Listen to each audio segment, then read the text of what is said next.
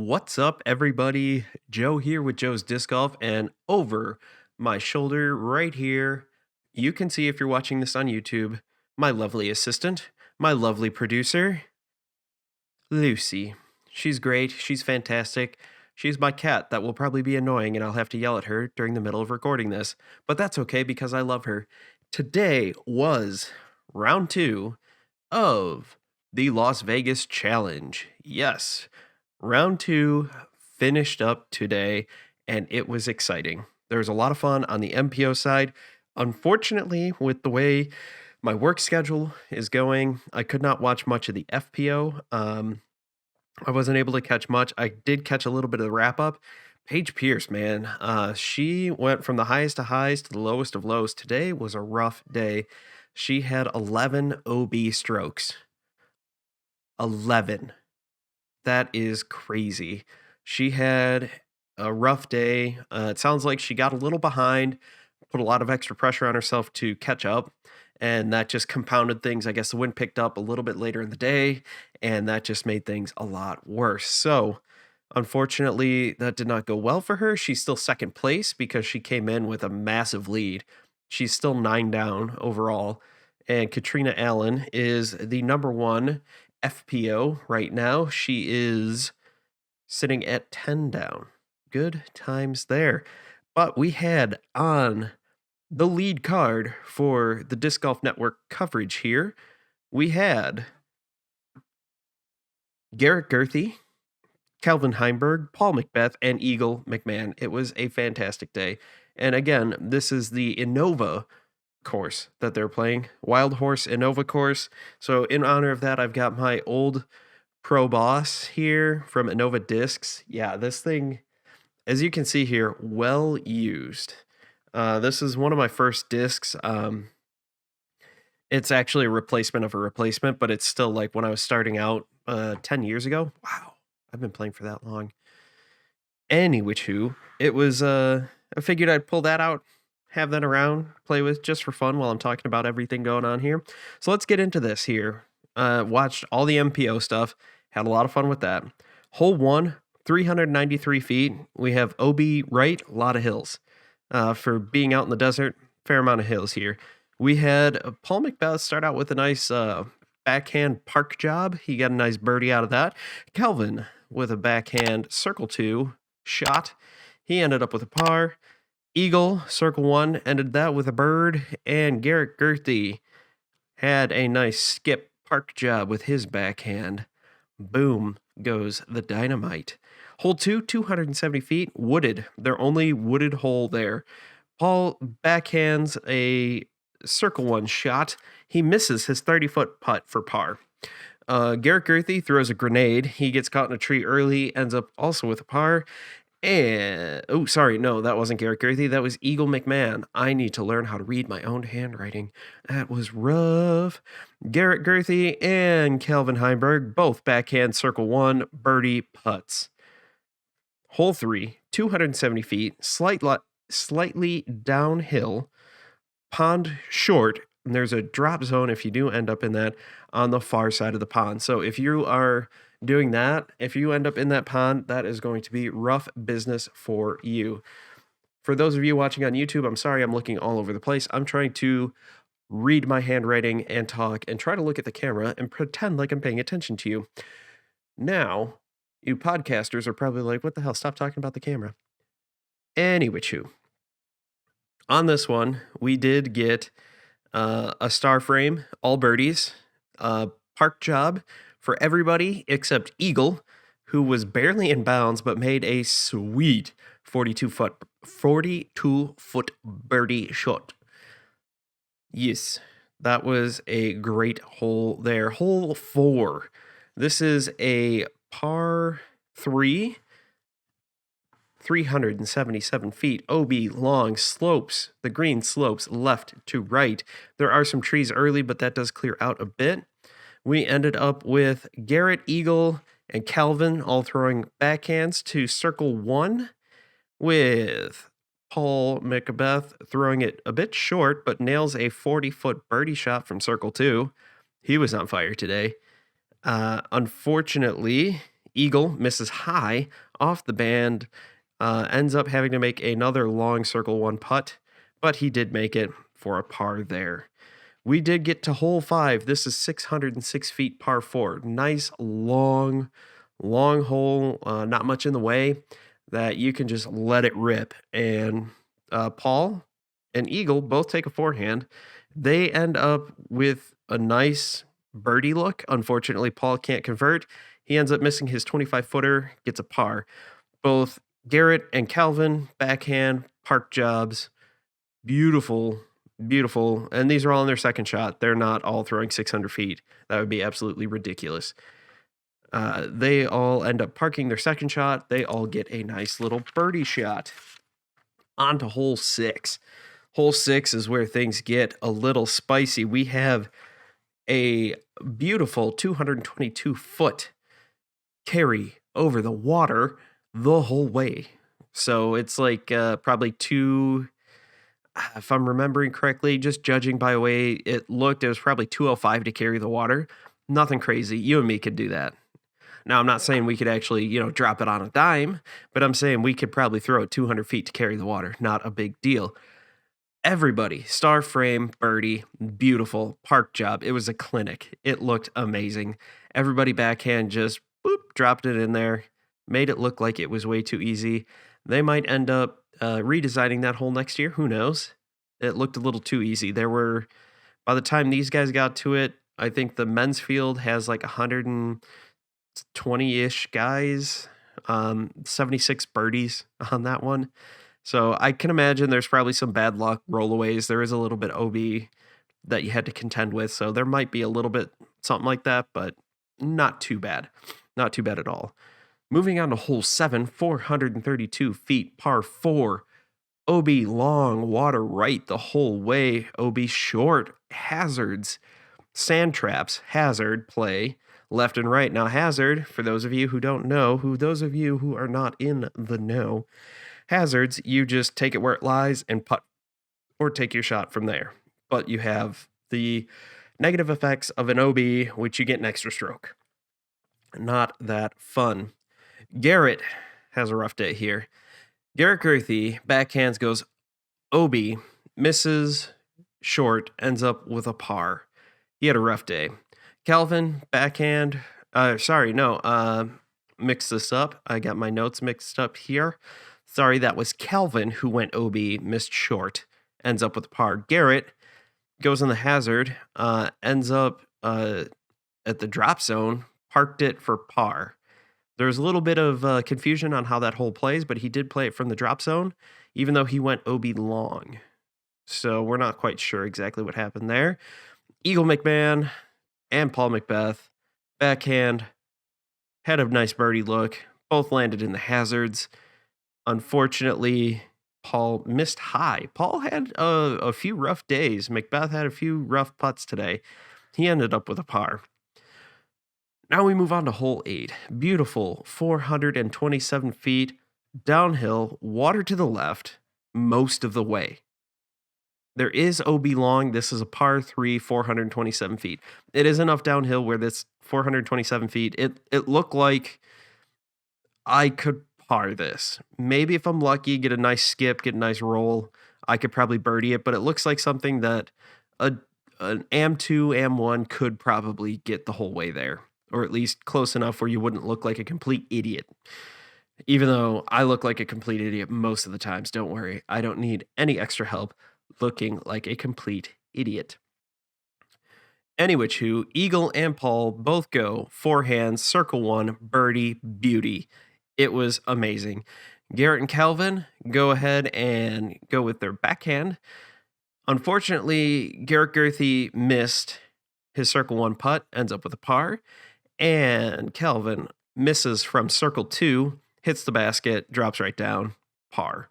Not the best, but at least it wasn't a bogey. So there's that.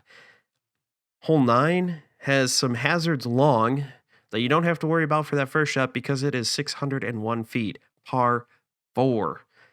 Eagle, circle 2 on a second shot, gets a beautiful birdie. Paul McBeth parks it on throw 2. Tap in birdie. It was fantastic. Garret Gurthie, he ends up going OB to the right. His disc ends up in someone's backyard who lives along the golf course. He then throws in the hazard and ends up with a bogey. It was a rough day. His whole nine, he exploded. He turned over that shot. It was rough. It was not a good hole for him. He was trying to get super aggressive, turns it over, ends up backfiring big time. Calvin backhands. He parks his second throw for a birdie. Moving on to hole 10. This is another fairly wide open hole, 741 feet, par 4. Unfortunately, Eagle throws a roller out of bounds pretty early. He ends up making it to circle 1, about a 20-foot putt for par. All the rest of the card, Paul, Calvin, and Garret, all backhand that, all get a beautiful circle 1 shot from about 15 to 20 feet from their second throws, and they all end up with a birdie. So Eagle McMahon ruining that star frame. So Jomez not making that contribution, even though they weren't the Jomez card. I think it was the Chase card, which was Kevin Jones, Ezra Adderhold, Conrad, James Conrad, and Austin Hoop, I believe.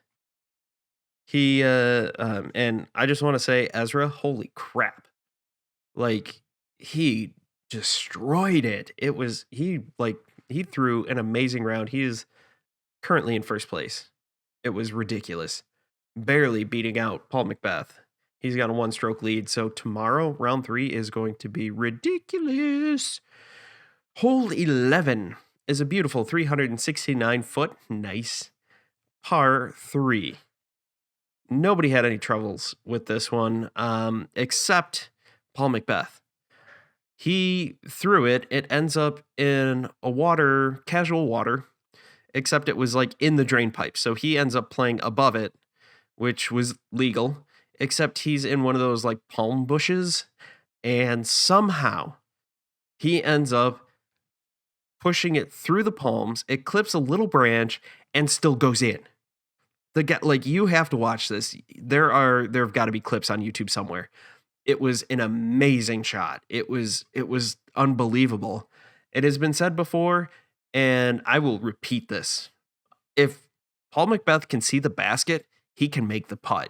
It doesn't matter what is in the way, because there was a lot in his way. If you looked at that, and maybe it was partly the camera angle, it did seem like there was a bit of a window, but that was tight. Oh my God, it was insane. So, after that beautiful star frame, everybody moves on to hole 12, 396 feet. This all slopes away, par 3.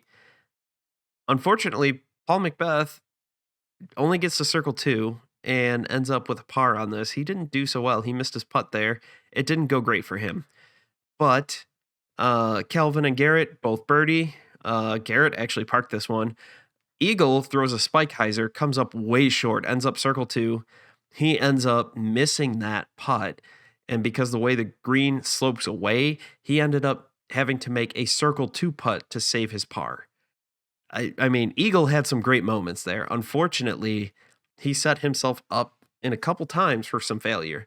Like, his spike hyzer was a okay idea. There are just too many trees in the way. Because on hole 13, he throws a 387-foot spike hyzer, and it was beautiful. Unfortunately, because of the way the trees were and everything like that, and the way the green was, he had to lay up for par. There was the angle he was facing. The green sloped away, and like 10 feet behind the green was OB. So it was smarter to lay up than go long, take the OB stroke, and still have to make it. Calvin ended up hitting a tree and going short. He also made par. Garret, he had his backhand. He ended up dropping in circle 2. He made par. And Paul McBeth only got like 90 feet out. He hit a tree way early. He ended up saving par because he's the $10 million man. The $10 million disc golf man. Moving on to hole 14, 798-foot par 4. There is some OB long that Calvin Heimburg did find. Otherwise, everybody else, Calvin ended up with a par on that one, but Garrett, Paul, and Eagle managed to successfully birdie that hole. Beautiful shots, all those gentlemen. Good job. Hole 15 is another par 3, 459-foot hole. This one was fun to watch because it was decently wide open. They had Garrett, Paul, and Calvin all ended up with the birdie there. Unfortunately, Eagle hit a tree early with his forehand and ended up with a par there. Eagle screwing up the star frame again because, damn it, Eagle, damn it. Although he's not the only one to screw up star frames. It was kind of all over the board. It's just fun to say, damn it, Eagle. We are getting towards the end here. We're on hole 16, 888 feet, par 5. Trees right off the tee. Like, you have to throw through a pretty tight gap, but once you get through that gap, it is wide open. Unfortunately, Paul, I have to say, damn it, Paul, because he backhanded his second shot into circle one. Or for his second shot, he was able to get to circle one. He missed his birdie putt, or his eagle putt. So damn it, Paul, you screwed up the star eagle frame. Damn it, man. What are you doing, man? That's okay. I mean, he's only worth $10 million in disc golf. It's fine. He can do that from time to time. But how funny is it that on a hole like that, you're saying you messed up the star eagle frame? Crazy, right? So after that beautiful showing there, it's just kind of funny that to think you end up getting a birdie and you are now at the back of the box. Hole 17, 457 feet, long par 3. Everybody pars it except Garrett, who is the only one to break here. Instead of getting a star par here, dude goes out and gets a birdie.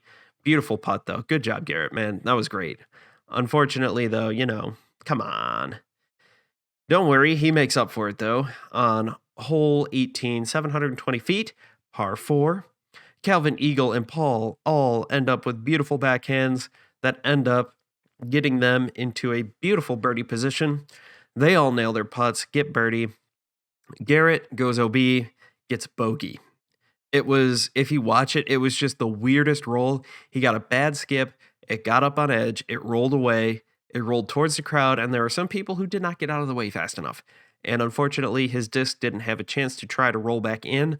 Although when you saw the shot coming back, there was a pretty sizable curb that it would have to jump to get up there. Not saying it's impossible, but the odds were not in his favor, that's for sure. It was unfortunate to see that, but, he still had a great showing.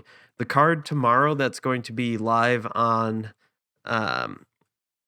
Disc Golf Network, I think is going to be Ezra, Paul, Calvin, and Eagle. I could be wrong. There are some ties in there, so we'll see what happens with that. On the FPO side, again, Paige is in second. Katrina Allen is first. Good for her. Good job. Proud of you.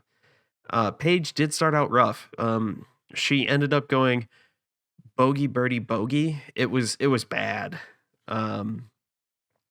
Honorable mention here because Jessica, is it Jessica Allen? Or is it Jennifer Allen? Jessica, who's on the lead card. I didn't write last names down, and I'm not as familiar with the not Paige Pierce FPO players. I'm sorry. I apologize. I'm trying to get better. I really am. If they could run simulcast streams for FPO and MPO, that would be great. I understand they're playing the same course, so you can't have them teeing off at the same time. I get that. But when they're teeing off and men's lead card is on hole 15 or 16, I would like to watch the FPO coverage. I know I'm nitpicking. I know it's hard. I'm grateful that Disc Golf Network is doing what they're doing. I just call it a suggestion for the future. Once you guys get more settled in, get everything really honed in, get a little more money, I think that would be fantastic to have those simulcasted there. But she hits a monster putt.